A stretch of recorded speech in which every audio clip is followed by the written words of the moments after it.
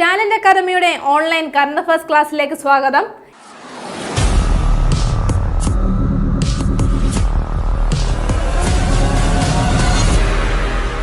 ഇന്ന് നമ്മൾ ചർച്ച ചെയ്യുന്നത് ഏപ്രിൽ 5-ാം തീയതിയിലെ ആനുകാലിക വിഷയങ്ങളാണ്.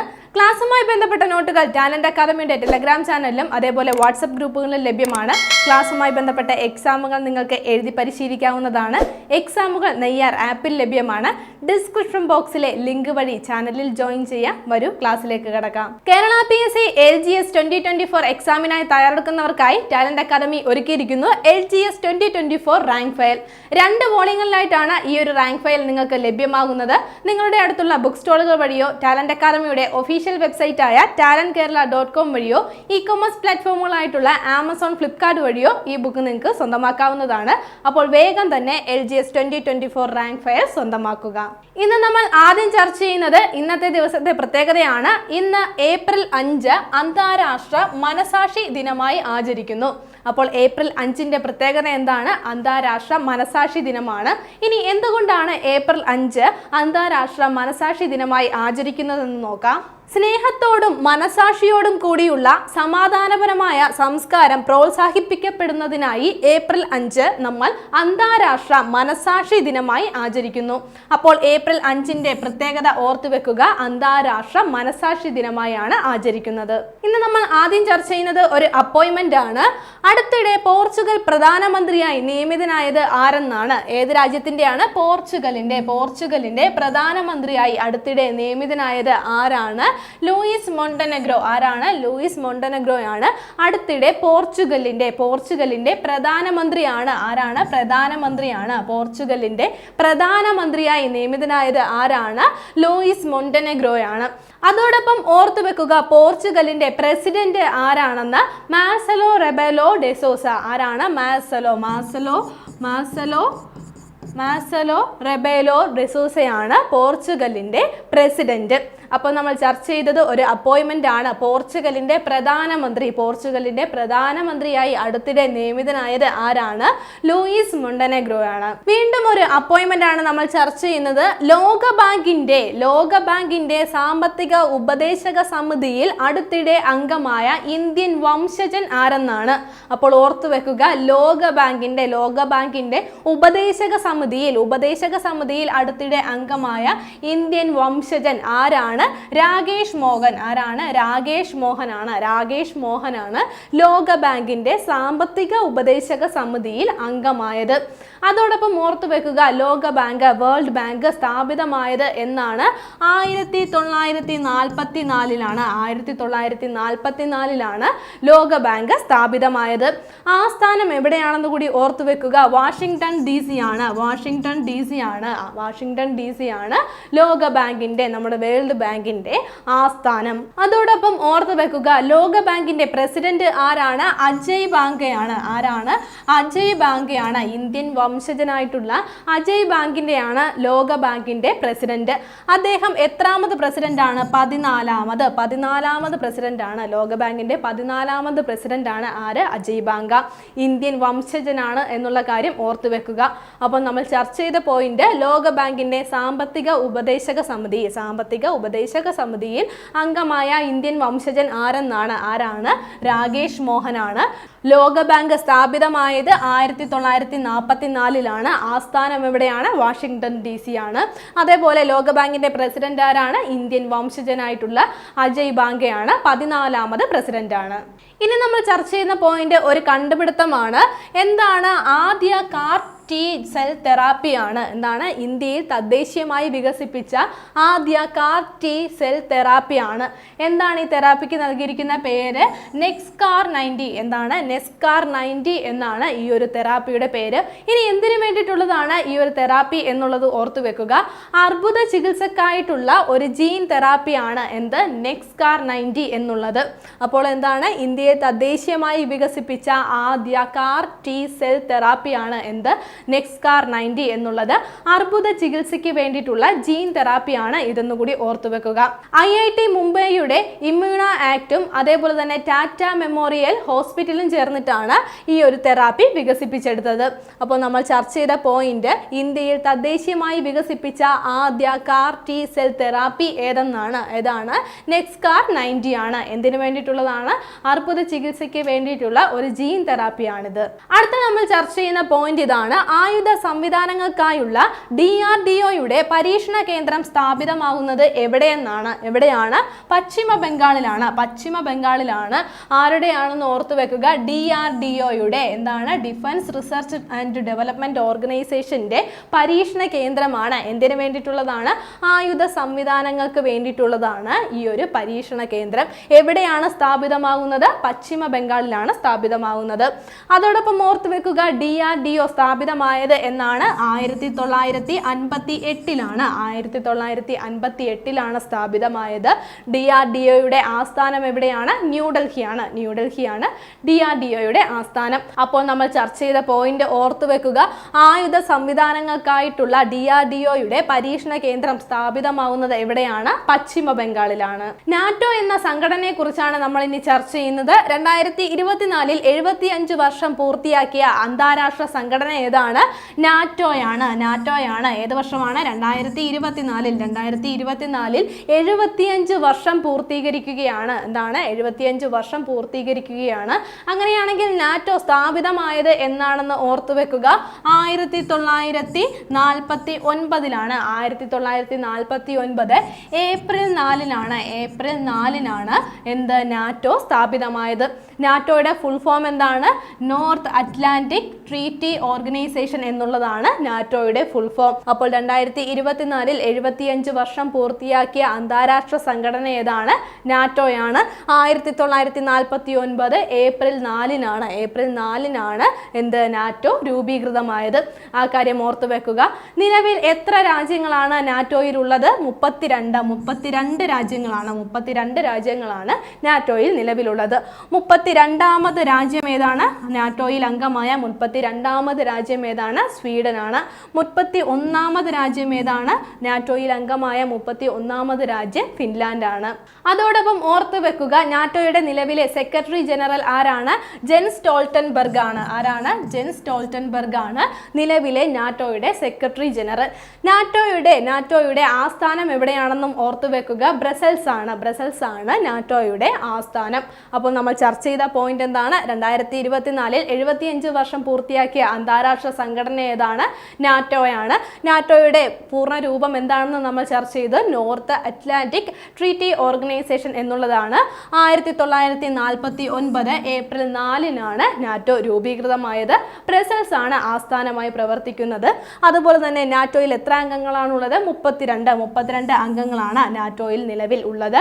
നാറ്റോയിൽ അംഗമായ 32ാമത് അംഗം ഏതാണ്? സ്വീഡൻ എന്ന രാജ്യമാണ് 32ാമതായിട്ട് നാറ്റോയിൽ അംഗമായത്. 31ാമത്തെ അംഗം ആരാണെന്ന് കൂടി ഓർത്തു വെക്കുക. ഫിൻലാൻഡാണ് നാറ്റോയിൽ അംഗമായ 31ാമത് രാജ്യം. ഇനി നമ്മൾ ചർച്ച ചെയ്യുന്ന പോയിന്റ് ഇതാണ്. അടുത്തിടെ 7.4 തീവ്രത റിക്ടർ സ്കെയിലിൽ രേഖപ്പെടുത്തിയ ഭൂകമ്പം ഉണ്ടായത് എവിടെയാണ്? തായ്വാനിലാണ്. അടുത്തിടെ എത്രയാണെന്ന് ഓർത്തു വെക്കുക. 7.4 7.4 തീവ്രതയാണ് റിക്ടർ സ്കെയിലിൽ. റിക്ടർ സ്കെയില് എന്താണെന്ന് നമുക്ക് അറിയാം. ഭൂകമ്പത്തിന്റെ തീവ്രത അളക്കുന്ന സ്കെയിലാണ് റിക്ടർ സ്കെയില്. അപ്പോൾ ആ ഒരു സ്കെയിലിൽ 7.4 ഈ ഒരു വാല്യൂ എന്ന് പറഞ്ഞാൽ വളരെ കൂടുതലായിട്ടുള്ള ഒരു വാല്യൂ ആണ്. അപ്പോൾ ഈ 7.4 തീവ്രത റിക്ടർ സ്കെയിലിൽ രേഖപ്പെടുത്തിയ ഭൂകമ്പം ഉണ്ടായത് എവിടെയാണ്? തായ്വാനിലാണ്. അടുത്ത നമ്മൾ ചർച്ച ചെയ്യുന്ന പോയിന്റ്, സംസ്കൃത വിദ്യാഭ്യാസവും ഗവേഷണവും പ്രോത്സാഹിപ്പിക്കുന്നതിനായി അടുത്തിടെ ഇന്ത്യയുമായി ധാരണാപത്രം ഒപ്പുവെച്ച രാജ്യം ഏതാണ്? നേപ്പാളാണ്. അപ്പോൾ ഇന്ത്യയും നേപ്പാളും ചേർന്നുകൊണ്ട് എന്തിനു വേണ്ടിയിട്ടുള്ളതാണ്? സംസ്കൃത വിദ്യാഭ്യാസവും ഗവേഷണവും പ്രോത്സാഹിപ്പിക്കുന്നതിനായി ഒരു ധാരണാപത്രം ഒപ്പുവെച്ചിരിക്കുകയാണ്. അപ്പോൾ നമ്മൾ ചർച്ച ചെയ്ത പോയിന്റ് ഓർത്തു വെക്കുക. സംസ്കൃത വിദ്യാഭ്യാസവും ഗവേഷണവും പ്രോത്സാഹിപ്പിക്കുന്നതിനായി അടുത്തിടെ ഇന്ത്യയുമായി ധാരണാപത്രം ഒപ്പുവെച്ച രാജ്യം ഏതാണ്? നേപ്പാളാണ്. ഇനി നമ്മൾ ഡിഫൻസുമായി ബന്ധപ്പെട്ട ഒരു പോയിന്റ് ആണ് ചർച്ച ചെയ്യുന്നത്. SFCയും DRDOയും ചേർന്ന് അടുത്തിടെ വിജയകരമായി പരീക്ഷിച്ച ന്യൂ ജനറേഷൻ ബാലിസ്റ്റിക് മിസൈൽ ഏതാണ്? അഗ്നി പ്രൈം. എന്താണ് മിസൈലിന്റെ പേര്? അഗ്നി പ്രൈം എന്നുള്ളതാണ് ഈ ഒരു മിസൈലിന്റെ പേര്. ആരൊക്കെ ചേർന്നാണ് പരീക്ഷിച്ചതെന്ന് ഓർത്തു വെക്കുക. SFCയും DRDOയും ചേർന്നാണ് ഈ ഒരു പരീക്ഷണം നടത്തിയ ന്യൂ ജനറേഷൻ ബാലിസ്റ്റിക് മിസൈലാണ് എന്ത്? അഗ്നി പ്രൈം എന്നുള്ളത്. ഒഡീഷയിലെ APJ അബ്ദുൽ കലാം ദ്വീപിൽ നിന്നുമാണ് ഈ ഒരു പരീക്ഷണം നടത്തിയത് എന്നതുകൂടി ഓർത്തു വെക്കുക. ഇനി SFCയുടെ ഫുൾ ഫോം എന്താണെന്ന് കൂടി ഓർത്തു വെക്കുക. സ്ട്രാറ്റജിക് ഫോഴ്സ് കമാൻഡ് എന്നുള്ളതാണ്. എന്താണ്? സ്ട്രാറ്റജിക് ഫോഴ്സ് കമാൻഡ് എന്നുള്ളതാണ് SFCയുടെ ഫുൾ ഫോം. അതുപോലെ തന്നെ DRDOയുടെ ഫുൾ ഫോം നമുക്ക് അറിയാവുന്നതാണ്. എന്താണ്? Defence research and development organisation എന്നുള്ളതാണ് DRDOയുടെ ഫുൾ ഫോം. അപ്പോൾ നമ്മൾ ചർച്ച ചെയ്ത പോയിന്റ് ഇതാണ്. SFCയും DRDOയും ചേർന്ന് അടുത്തിടെ വിജയകരമായി പരീക്ഷിച്ച ന്യൂ ജനറേഷൻ ബാലിസ്റ്റിക് മിസൈൽ ഏതാണ്? അഗ്നി പ്രൈം ആണ്. ഇനി ഒരു വേദിയാണ് നമ്മൾ ചർച്ച ചെയ്യുന്നത്. IWF ലോകകപ്പ് 2024 വേദി എവിടെയാണ്? ഫുക്കറ്റ് ആണ്. തായ്ലാന്റിലെ ഫുക്കറ്റ് ആണ് IWF ലോകകപ്പ് 2024 നടക്കുന്നത്. അപ്പോൾ ഈ ഒരു മത്സരത്തിന്റെ ഭാഗ്യചിഹ്നം ഏതാണെന്ന് കൂടി ഓർത്തു വെക്കുക.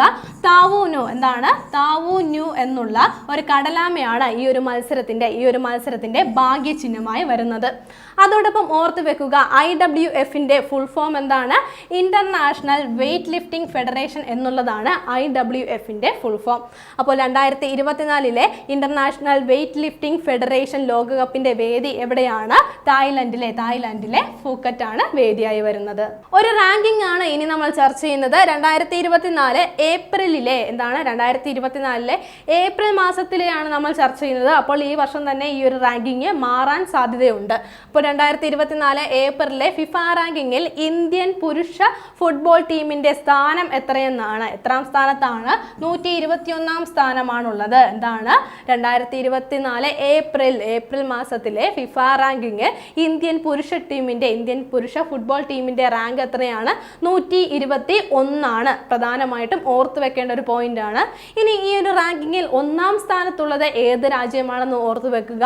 1-ാം സ്ഥാനത്തുള്ളത് അർജന്റീനയാണ് 1-ാം സ്ഥാനത്തുള്ളത്. അതേപോലെ 2-ാം സ്ഥാനത്തുള്ളത് ഏതാണ്? ഫ്രാൻസ് ആണ് 2-ാം സ്ഥാനത്തുള്ളത്. ഫ്രാൻസ് രാജ്യമാണ് ഈ ഒരു റാങ്കിങ്ങിൽ 2-ാം സ്ഥാനത്തുള്ളത്. 3-ാം സ്ഥാനത്തുള്ളത് ബെൽജിയമാണ്. എന്താണ്? 3-ാം സ്ഥാനത്ത് ബെൽജിയമാണ്. അപ്പോൾ ഇത്രയും പോയിന്റുകൾ ഓർത്തിരിക്കുക. 2024 ഏപ്രിൽ മാസത്തെയാണെന്ന് പ്രത്യേകം ഓർത്തിരിക്കണം. മാറാനായിട്ട് സാധ്യതയുള്ള ഒരു റാങ്കിങ് ആണ്. അപ്പോൾ 2024 ഏപ്രിലെ ഫിഫ റാങ്കിങ്ങിൽ ഇന്ത്യൻ പുരുഷ ഫുട്ബോൾ ടീമിന്റെ സ്ഥാനം എത്രയാണ്? 121 ആണ്. റാങ്കിങ്ങിൽ 1-ാം സ്ഥാനത്തുള്ളത് അർജന്റീനയാണ്. 2-ാം സ്ഥാനത്തുള്ളത് ഫ്രാൻസ് ആണ്. 3-ാം സ്ഥാനത്ത് ബെൽജിയമാണ്. ഇനി ഒരു വേദിയാണ് നമ്മൾ ചർച്ച ചെയ്യുന്നത്. ചൈനയിലെ ചെങ്ഡു ആണ് വേദിയായിട്ട് വരുന്നത്. എന്തിന്റെ വേദിയാണെന്ന് നോക്കാം. 2024 യൂബർ കപ്പ്, തോമസ് കപ്പ് മത്സരങ്ങളുടെ വേദി എവിടെയാണ്? ചൈനയിലെ ചെങ്ഡു ആണ്. അപ്പോൾ 2 മത്സരങ്ങളാണ് എന്നുള്ളത് ഓർത്തു വെക്കുക. യൂബർ കപ്പും തോമസ് കപ്പും 2 മത്സരങ്ങളുടെയും വേദി എവിടെയാണ്? ചൈനയിലെ ചെങ്ഡു ആണ് വേദിയായി വരുന്നത്. ഇനി എന്താണ് യൂബർ കപ്പ് മത്സരം എന്നുള്ളത് ഓർത്തു വെക്കുക. വനിതാ ടീം ബാഡ്മിന്റൺ ടൂർണമെന്റ് ആണ് യൂബർ കപ്പ് എന്നുള്ളത്. അതുപോലെ തന്നെ തോമസ് കപ്പ് എന്നുള്ളത് എന്താണ്? പുരുഷ ടീം ബാഡ്മിന്റൺ ടൂർണമെന്റിനെയാണ് തോമസ് കപ്പ് എന്ന് പറയുന്നത്. അപ്പോൾ 2024 യൂബർ കപ്പ്, തോമസ് കപ്പ് മത്സരങ്ങളുടെ വേദി എവിടെയാണ്? ചെങ്ഡു ആണ്. ചൈനയിലെ ചെങ്ഡു ആണ് വേദിയാവുന്നത്. ഇനി ഒരു വിയോഗമാണ് നമ്മൾ ചർച്ച ചെയ്യുന്നത്. അടുത്തിടെ അന്തരിച്ച ലോകത്തിലെ ഏറ്റവും പ്രായമേറിയ വ്യക്തി ആരാണ്? Juan Vicente Perez Vora. അദ്ദേഹത്തിന്റെ പേര് ഓർത്തു വെക്കുക. ജുവാൻ വിസന്റെ പെരസ് മോറ എന്നുള്ളതാണ് അദ്ദേഹത്തിന്റെ പേര്. എന്താണ് അദ്ദേഹത്തിന്റെ പ്രത്യേകത? ഇതുവരെ അദ്ദേഹം ജീവിച്ചിരുന്നപ്പോൾ, അതായത് 2022 അദ്ദേഹത്തിന് ലോകത്തിലെ ഏറ്റവും പ്രായമേറിയ വ്യക്തി എന്നുള്ള ഗിന്നസ് റെക്കോർഡ് കിട്ടിയിരുന്നു. അപ്പോൾ 2024 അദ്ദേഹം അന്തരിച്ചിരിക്കുകയാണ്. അപ്പോൾ അടുത്തിടെ അന്തരിച്ച ലോകത്തിലെ ഏറ്റവും പ്രായമേറിയ വ്യക്തി ആരാണ്? Juan Vicente Perez മോറയാണ്. ഇതുവരെ ചർച്ച ചെയ്ത പോയിന്റുകൾ ഒന്നുകൂടി നോക്കാം. ആദ്യം നമ്മൾ ചർച്ച ചെയ്തത് ഒരു അപ്പോയിന്റ്മെന്റ് ആയിരുന്നു. അടുത്തിടെ പോർച്ചുഗൽ പ്രധാനമന്ത്രിയായി നിയമിതനായത് ആരാണ്? ലൂയിസ് മൊണ്ടെനെഗ്രോയാണ്. അതേപോലെ തന്നെ വീണ്ടും ഒരു അപ്പോയിന്റ്മെന്റ് ആണ് നമ്മൾ ചർച്ച ചെയ്തത്. ലോകബാങ്കിന്റെ സാമ്പത്തിക ഉപദേശക സമിതിയിൽ അടുത്തിടെ അംഗമായ ഇന്ത്യൻ വംശജൻ ആരാണ്? രാകേഷ് മോഹനാണ്. അതുപോലെ തന്നെ ലോകബാങ്ക് സ്ഥാപിതമായത് എന്നാണ്? 1944 സ്ഥാപിതമായത്. ആസ്ഥാനം എവിടെയാണെന്ന് ഓർത്തുവെക്കുക, വാഷിംഗ്ടൺ DC ആണ് ലോകബാങ്കിന്റെ ആസ്ഥാനം. അതേപോലെ തന്നെ ലോകബാങ്കിന്റെ നിലവിലെ പ്രസിഡന്റ് ആരാണ്? അജയ് വാങ്കയാണ്. അദ്ദേഹം 14ാമത് ലോകബാങ്കിന്റെ 14ാമത് പ്രസിഡന്റ് ആണ്. അദ്ദേഹവും ഇന്ത്യൻ വംശജനാണ് എന്നുള്ള കാര്യം ഓർത്തുവെക്കുക. അപ്പോൾ ലോകബാങ്കിന്റെ സാമ്പത്തിക ഉപദേശക സമിതിയിൽ അടുത്തിടെ അംഗമായ ഇന്ത്യൻ വംശജൻ ആരാണ്? രാകേഷ് മോഹനാണ്. ശേഷം നമ്മൾ ചർച്ച ചെയ്തത് ഒരു കണ്ടുപിടുത്തമായിരുന്നു. ഇന്ത്യയിൽ തദ്ദേശീയമായി വികസിപ്പിച്ച ആദ്യ കാർ ടി സെൽ തെറാപ്പി എന്താണ്? നെക്സ്കാർ 90. ഏതാണ്? നെക്സ്കാർ 90 എന്നുള്ളതാണ് ഇന്ത്യയിൽ തദ്ദേശീയമായി വികസിപ്പിച്ച ആദ്യ കാർ ടി സെൽ തെറാപ്പി. എന്തിനു വേണ്ടിയിട്ടുള്ളതാണ് ഈ തെറാപ്പി എന്നുള്ളത് ഓർത്തു വെക്കണം. അർബുദ ചികിത്സയ്ക്ക് വേണ്ടിയിട്ടുള്ള ഒരു ജീൻ തെറാപ്പിയാണിത്. ആരൊക്കെ ചേർന്നാണ് ഈ ഒരു കണ്ടുപിടുത്തം നടത്തിയതെന്ന് ഓർത്തു വെക്കുക. IIT മുംബൈയുടെ ഇമ്മ്യൂണോ ആക്ടും അതേപോലെ തന്നെ ടാറ്റ മെമ്മോറിയൽ ഹോസ്പിറ്റലും ചേർന്നിട്ടാണ് ഈ ഒരു തെറാപ്പി വികസിപ്പിച്ചെടുത്തത്. അതിനുശേഷം നമ്മൾ ചർച്ച ചെയ്തത് ആയുധ സംവിധാനങ്ങൾക്കായുള്ള DRDOയുടെ പുതിയ പരീക്ഷണ കേന്ദ്രം സ്ഥാപിതമാകുന്നത് എവിടെയാണ്? പശ്ചിമ ബംഗാളിലാണ് സ്ഥാപിതമാകുന്നത്. DRDOയുടെ ഫുൾ ഫോം എന്താണെന്ന് നമ്മൾ പറഞ്ഞു. എന്താണ്? Defence research and development organisation എന്നുള്ളതാണ് DRDOയുടെ ഫുൾ ഫോം. എന്നാണ് രൂപീകൃതമായത്? 1958ലാണ് DRDO രൂപീകൃതമായത്. ആസ്ഥാനം എവിടെയാണ്? ന്യൂഡൽഹിയാണ് DRDOയുടെ ആസ്ഥാനം. അതിനുശേഷം നമ്മൾ ചർച്ച ചെയ്തത് 2024 75 വർഷം പൂർത്തിയാക്കിയ അന്താരാഷ്ട്ര സംഘടന ഏതാണ്? നാറ്റോയാണ്. എന്താണ്? നോർത്ത് അറ്റ്ലാന്റിക് ട്രീറ്റി ഓർഗനൈസേഷൻ ആണ് 2024 75 വർഷം പൂർത്തിയാകുന്നത്. എന്നാണ് സ്ഥാപിതമായത്? 1949ലാണ് സ്ഥാപിതമായത്. 32 അംഗങ്ങളാണ് നിലവിൽ നാറ്റോയിലുള്ളത്. എത്രയാണ്? 32 അംഗങ്ങളാണ്. നാറ്റോയിൽ അംഗമായ 32ാമത് അംഗം ഏതാണ്? സ്വീഡനാണ്. അതേപോലെ നാറ്റോയിൽ അംഗമായ 31ാമത് രാജ്യം ഏതാണ്? അത് ഫിൻലാൻഡ് ആണ്. ശേഷം നമ്മൾ ചർച്ച ചെയ്തത് അടുത്തിടെ 7.4 തീവ്രത റിക്ടർ സ്കെയിലിൽ രേഖപ്പെടുത്തിയ ഭൂകമ്പം ഉണ്ടായത് എവിടെയാണ്? തായ്വാനിലാണ് ഒരു ഭൂകമ്പം ഉണ്ടായത്. ശേഷം നമ്മൾ ചർച്ച ചെയ്തത് നേപ്പാളും ഇന്ത്യയും തമ്മിൽ ഒരു ധാരണാപത്രം ഒപ്പുവെച്ച കാര്യമായിരുന്നു. എന്തിനു വേണ്ടിയിട്ടുള്ളതാണെന്ന് ഓർത്തുവെക്കുക.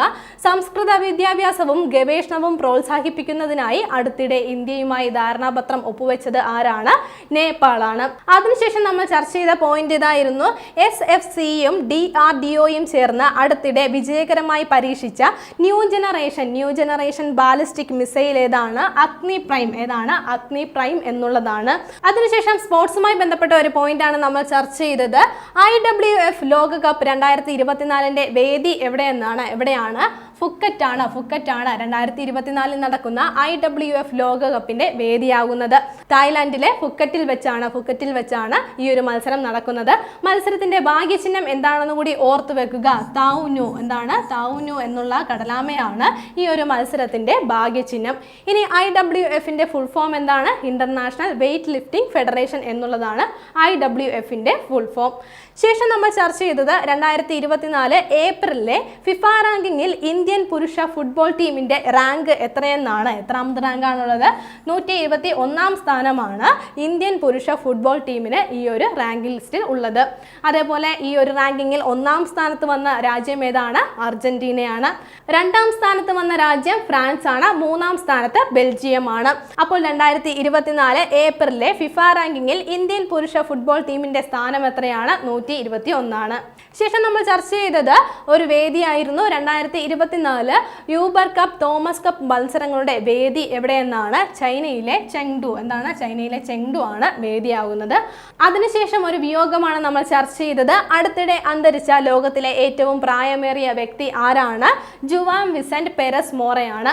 2022 ലോകത്തിലെ ഏറ്റവും പ്രായമേറിയ വ്യക്തിക്കുള്ള റെക്കോർഡ്, ഗിന്നസ് റെക്കോർഡ് അവാർഡ് അദ്ദേഹത്തിന് ലഭിച്ചിരുന്നു. കഴിഞ്ഞ ക്ലാസ്സുമായി ബന്ധപ്പെട്ട 2 ചോദ്യങ്ങൾ നൽകുകയാണ്. ശരിയുത്തരങ്ങൾ താഴെ കമന്റ് ചെയ്യുക. നിലവിലെ സംസ്ഥാന മനുഷ്യാവകാശ കമ്മീഷൻ അധ്യക്ഷൻ ആരെന്നാണ്? ഓപ്ഷൻസ് നോക്കാം. Option A S Manikumar, option B K Baijunath, option C S H Jayakesan, option D Antony Dominic. രണ്ടാമത്തെ ചോദ്യം ഇതാണ്. PRL അഹമ്മദാബാദിന്റെ നേതൃത്വത്തിൽ ഓസോണിന്റെ സാന്നിധ്യം കണ്ടെത്തപ്പെട്ട വ്യാഴത്തിന്റെ ഉപഗ്രഹം ഏതെന്നാണ്? ഓപ്ഷൻസ് നോക്കാം. Option A Europa, option B Titan, option C Callisto, option D Ganymede. ശരിയായ ഉത്തരങ്ങൾ കമന്റ് ചെയ്യുക. കഴിഞ്ഞ ക്ലാസ്സിൽ നൽകിയിരുന്ന ചോദ്യങ്ങളുടെ ഉത്തരങ്ങൾ ചർച്ച ചെയ്യാം. ആദ്യത്തെ ചോദ്യം ഇതായിരുന്നു. 2024 ഫോർബ്സ് ലോക സമ്പന്നരുടെ പട്ടികയിൽ 1-ാം സ്ഥാനത്തുള്ളത് ആരെന്നാണ്? 1-ാം സ്ഥാനത്തുള്ളത് ആരാണ്? ബെർണാഡ് അർണോൾട്ട് ആണ്. ആരാണ്? ബെർണാഡ് അർണോൾട്ട് ആണ് ഈ ഒരു റാങ്കിങ്ങിൽ 1-ാം സ്ഥാനത്തുള്ളത്. 2-ാം സ്ഥാനത്തുണ്ടായിരുന്നത് എലോൺ മസ്ക് ആണ്. അതേപോലെ 3-ാം സ്ഥാനത്തുണ്ടായിരുന്നത് ജെഫ് ബെസോസ് ആണ്. രണ്ടാമത്തെ ചോദ്യം ഇതായിരുന്നു. അടുത്തിടെ പശ്ചിമഘട്ടത്തിൽ നിന്നും കണ്ടെത്തിയ നെമാസ്പിസ് വാങ്കോങ്കി ഏതിനം ജീവിയാണെന്നാണ്? ഏതാണ്? പല്ലിയാണ്. എന്താണ്? ഓപ്ഷൻ എ ആണ് ശരിയായ ഉത്തരം. അടുത്തിടെ പശ്ചിമഘട്ടത്തിൽ നിന്നും കണ്ടെത്തിയ നെമാസ്പിസ് വാങ്കോങ്കി ഏതിനം ജീവിയാണ്? ഒരു പല്ലിയാണ്. ഇന്ന് ചർച്ച ചെയ്ത പോയിന്റുകൾ എല്ലാവർക്കും മനസ്സിലായി കാണുമെന്ന് വിശ്വസിക്കുന്നു. നന്നായി പഠിക്കുക, നന്നായി മുന്നേറുക. മറ്റൊരു ക്ലാസ്സുമായി അടുത്ത ദിവസം കാണാം.